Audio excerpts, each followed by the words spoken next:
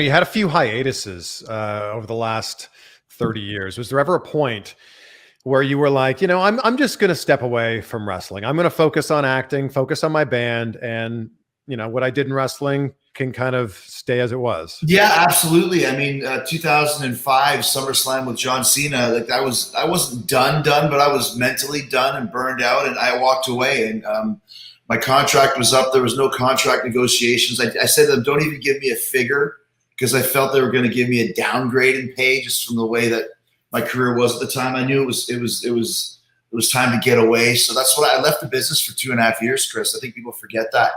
And when I came back in 2007, it was with a completely different mindset because I had done a lot of acting, training, studying, and that's where the whole suit and tie guy Jericho came in, where I was just completely dropped in and completely committed to this character.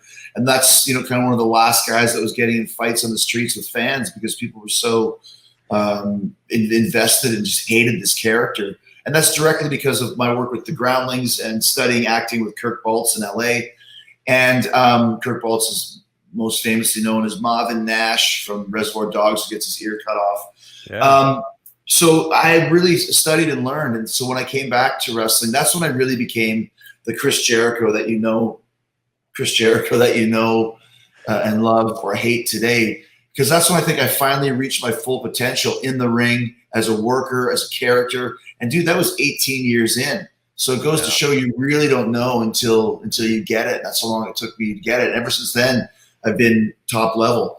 And then, 2015, I had gone for a while and I decided I didn't really want to deal with the rigmarole of being on TV. So I asked Vince if I could just do house shows. He said yes. So I worked 60 shows that year, 60 house shows. And then I was going to think about winding down, but then I was going to sign for a 3-month thing in 2016 that ended up going a 1.5 years because I had so much fun with Kevin Owens. And then I walked away from that because it was time to go into Fozzy, and then the New Japan Kenny Omega match came up, and then it's like the cliche: as soon as you leave, they draw you back in. But it wasn't hard to draw me back in. I was just looking for something different, and every time I found something different, it reinvigorated my passion and my creative flow. And then AEW came around, and it was a godsend for me. If there was no AEW, I probably would have been retired right now because I wouldn't have been able to handle the WWE system anymore. That's not a cut down. It's just a different world there. So now it's like I have no thoughts or anything about when will I stop because it's just so much fun and I'm enjoying it. And I think the match I had last week against Isaiah Cassidy and the promo we did after with MJF is as good as anything I've done in the last 3 or 4 years. And I'm my own biggest critic. So I was really happy with it. And as long as I'm happy and I feel that I'm not,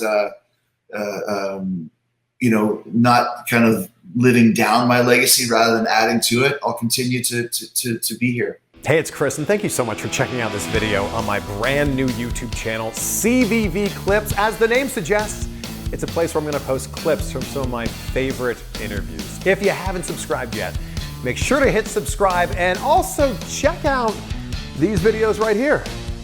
YouTube thinks you might like them.